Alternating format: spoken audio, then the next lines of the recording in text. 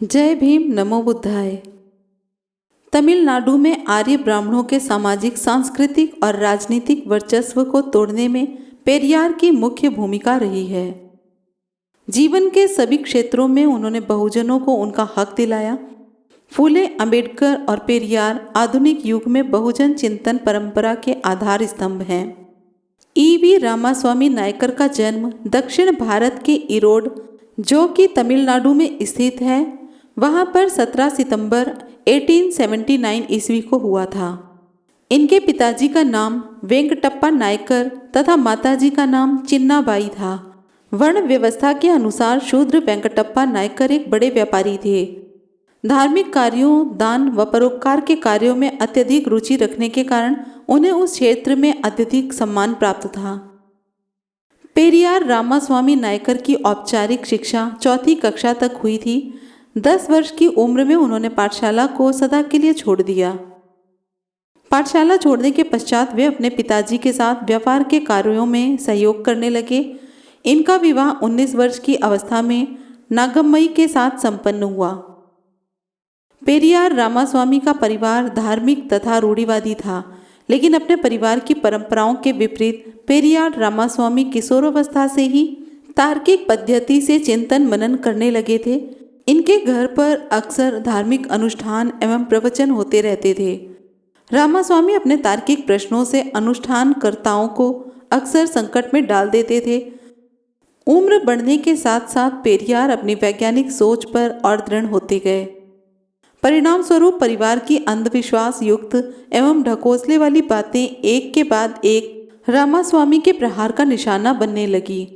जो भी कार्य उन्हें अनावश्यक लगता था या तर्क संगत प्रतीत नहीं होता, उसे अवश्य ही बंद करने का प्रयत्न करते। उदाहरण स्वरूप स्त्रियों के गले में पहने जाने वाला आभूषण, बाली या हंसुली को वे बंधन या गुलामी का प्रतीक मानते थे। अतः उन्होंने अपनी पत्नी के गले से भी हंसुली उतरवा दिया था। अपनी पत्नी व परिवार के अन्य सदस्यों को भी वे मंदिर में जाने नहीं देते थे। वे अक्सर अपने अस्पृश्य मित्रों को परिवार की परंपरा के विरुद्ध अपने घर बुलाते और साथ में भोजन करते। पेरियार रामास्वामी का धर्म विरुद्ध आचरण उनके परिवार के लोगों को खटकने लगा। एक सफल व्यापारी होने के कारण उनके पिताजी ने जो सम्मान और श्रद्धा अर्जित की थी, वह धीरे धीरे घटने लगी। विशेष रूप से उनके पिताजी वेंकटप्पा नायर को अपने धर्माचरण तथा विश्वास इतने प्रिय थे कि वे अपने पुत्र तथा व्यापार सभी को तिलांजलि दे सकते थे। मतभेदों ने शीघ्र ही छिटपुट कहासुनी तथा विरोधों का रूप धारण कर लिया। अंततः रामास्वामी ने पितृगृह छोड़ने का निश्चय कर लिया।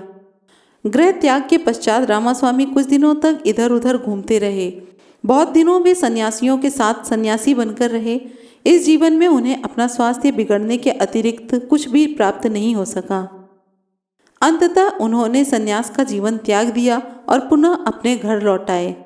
गृह त्याग कर कुछ दिन तक सन्यासी जीवन व्यतीत करने के पश्चात न तो रामास्वामी के विचार बदले, न ही समाज की परिस्थितियां व समस्याएं ही बदली, परंतु परिस्थितियों व समस्याओं के प्रति रामास्वामी के दृष्टिकोण में अवश्य ही परिवर्तन हो गया।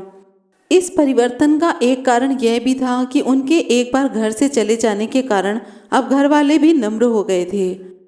रामास्वामी ने भी अनुभव किया कि किसी बात पर सैद्धांतिक वाद विवाद करने, उससे टकराने या उससे बिल्कुल मुंह मोड़ लेने की अपेक्षा उचित यह है कि उपस्थित समस्याओं पर मतभेद करने वाले व्यक्तियों के साथ सहयोग करके उनके विचारों को बदलने का प्रयास किया जाए। इस प्रकार रामास्वामी ने अपने विचारों में परिवर्तन किए बिना अपनी कार्य पद्धति में महत्वपूर्ण परिवर्तन किया। कार्य पद्धति में परिवर्तन के कारण शीघ्र ही वे अपने क्षेत्र में एक सर्वप्रिय और निस्वार्थ समाज सेवक के रूप में जन जन के हृदय में स्थान पा गए। परिणाम स्वरूप छोटी छोटी विभिन्न संस्थाओं में रामास्वामी को विभिन्न पदों पर कार्य करने का अवसर प्राप्त हुआ। कांग्रेस की नीतियों और कार्यक्रमों यथा राजनैतिक स्वतंत्रता, सामाजिक पुनर्गठन, आर्थिक विकास आदि से प्रभावित होकर रामास्वामी कांग्रेस के सदस्य बने। सन 1920 ईस्वी में महात्मा गांधी के असहयोग आंदोलन का दक्षिण भारत में पेरियार रामास्वामी को नेतृत्व का दायित्व सौंपा गया। रामास्वामी ने इस दायित्व को पूरी तरह गंभीरता से लिया। परिस्थिति की मांग को ध्यान में रखते हुए उन्होंने सर्वप्रथम अपने को अन्य उत्तरदायित्वों से पूर्णतः मुक्त करना आवश्यक समझा, जिससे वे पूरी तरह आंदोलन का कार्य कर सकें। अतः सबसे पहले उन्होंने व्यापार तथा पारिवारिक दायित्व का भार अपने भाई कृष्णास्वामी को सौंप दिया।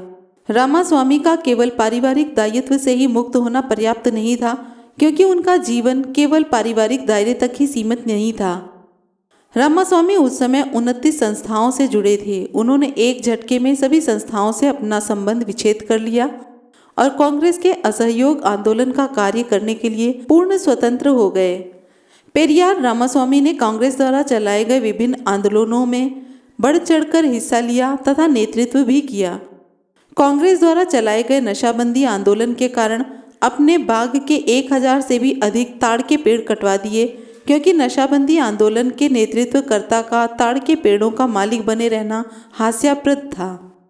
इसी प्रकार अदालतों का बहिष्कार आंदोलन में रामास्वामी ने सहर्ष भारी आर्थिक हानि उठाना पसंद किया। रामास्वामी के पास उस समय लगभग 50,000 रुपये के प्रोनोट व दस्तावेज आदि थे, जिन्हें सरकारी अदालतों की सहायता से ही प्राप्त किया जा सकता था। उन्होंने अदालतों का बहिष्कार आंदोलन को सार्थकता प्रदान करने के लिए प्रोनोट व दस्तावेजों को फाड़कर फेंक दिया। इस आर्थिक हानि की उन्होंने कभी चर्चा भी नहीं की। वाईकोम आंदोलन, जो अछूतों के अधिकारों के लिए कांग्रेस ने चलाया था, उसका नेतृत्व भी रामास्वामी नायकर ने ही किया तथा उनके गिरफ्तार होने के पश्चात उनकी पत्नी नागम्मई एवं एस रामनाथन ने नेतृत्व की बागडोर संभाली। इस आंदोलन के परिणाम स्वरूप अछूतों के अधिकारों को स्वीकार किया गया और उनके स्वतंत्र आवागमन पर लगे सारे प्रतिबंध हटा लिए गए। जिस प्रकार रामास्वामी कांग्रेस के आंदोलनों में अपना सर्वस्व छोड़कर शामिल हो गए थे, उसी प्रकार कांग्रेस से मतभेद होने पर 1925 में उन्होंने कांग्रेस को छोड़ दिया। 1931 में उन्होंने रूस, जर्मनी, इंग्लैंड, स्पेन, फ्रांस तथा मध्य पूर्व के अन्य देशों का भ्रमण किया।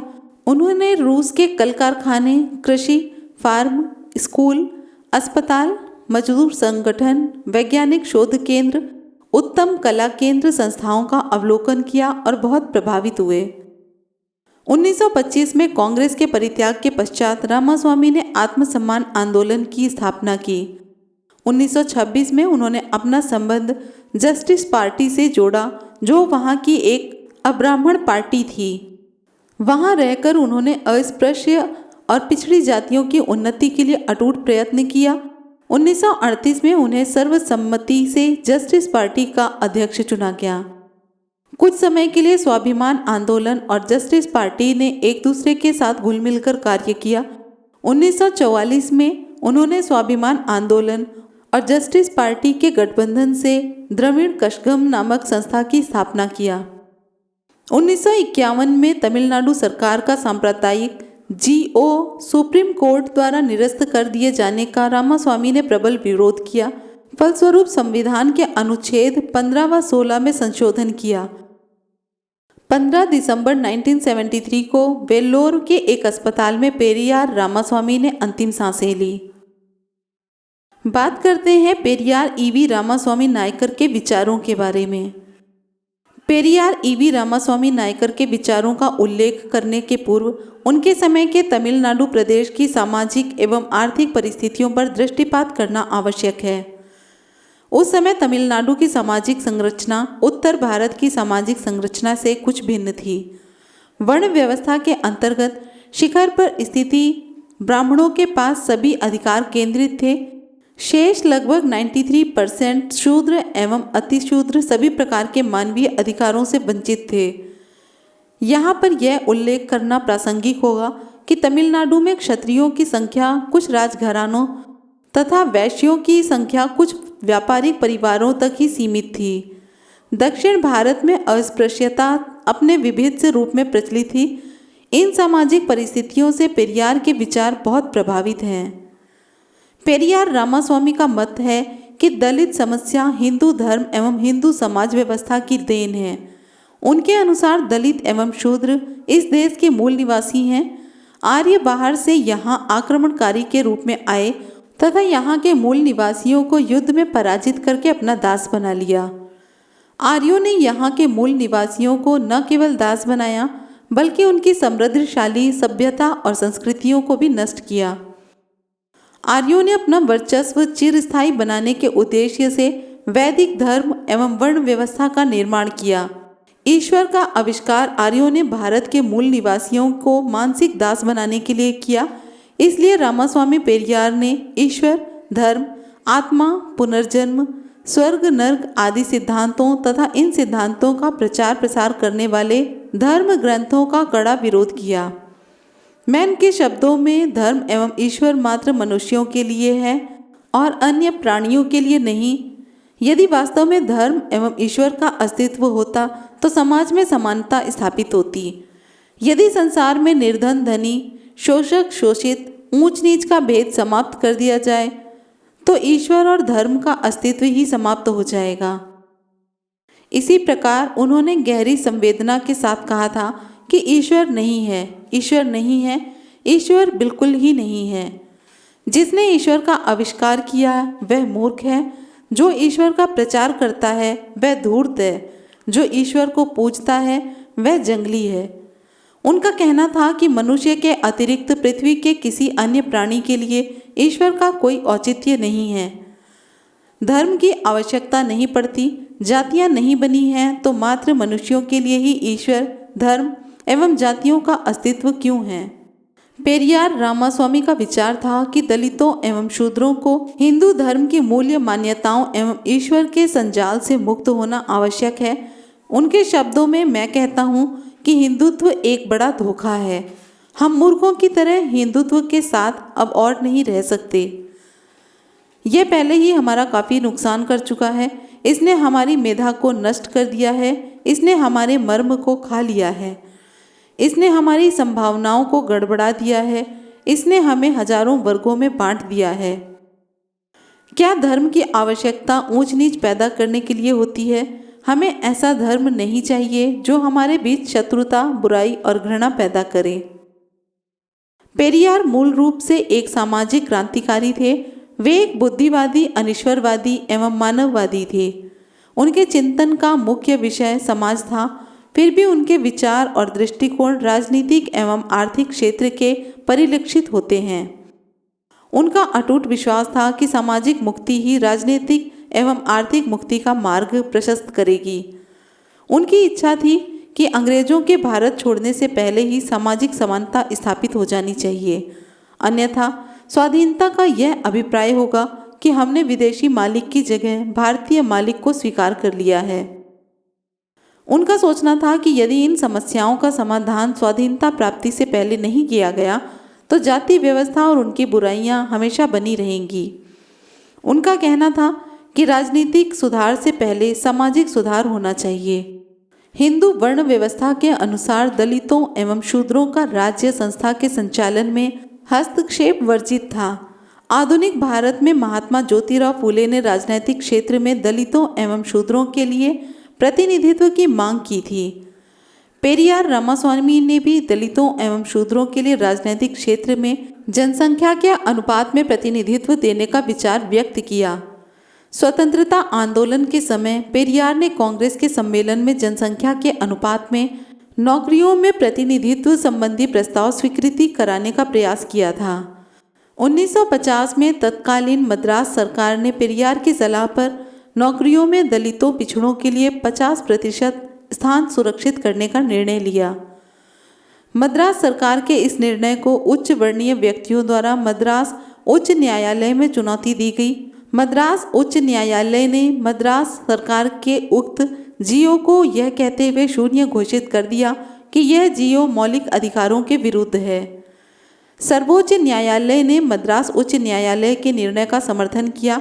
यह याचिका मद्रास राज्य बनाम चंपक दुरई राजन के नाम से जानी जाती है। डॉक्टर भीमराव अंबेडकर उस समय विधि मंत्री थे। नौकरियों में आरक्षण के लिए किया गया उनका संघर्ष निष्फल हो गया। रामास्वामी पेरियार ने सर्वोच्च न्यायालय के निर्णय के विरुद्ध विशाल आंदोलन चलाया और संविधान में संशोधन की मांग की। फलस्वरूप संविधान में प्रथम संशोधन 18 जून 1951 को हुआ, जिसमें अनुच्छेद 15 व 16 को संशोधित किया गया।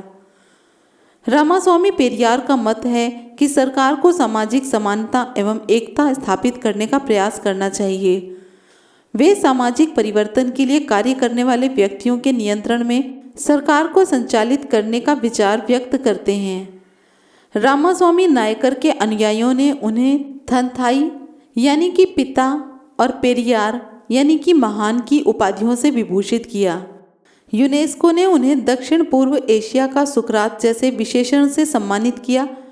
मृत्युपरांत यूनेस्को ने जो शील्ड प्रदान किया उस पर पेरियार नए जमाने का पैगंबर, दक्षिण पूर्व एशिया का सुकरात, समाज सुधार का जनक और अज्ञानता, अंधविश्वास व निरर्थक प्रथाओं का यम अंकित किया।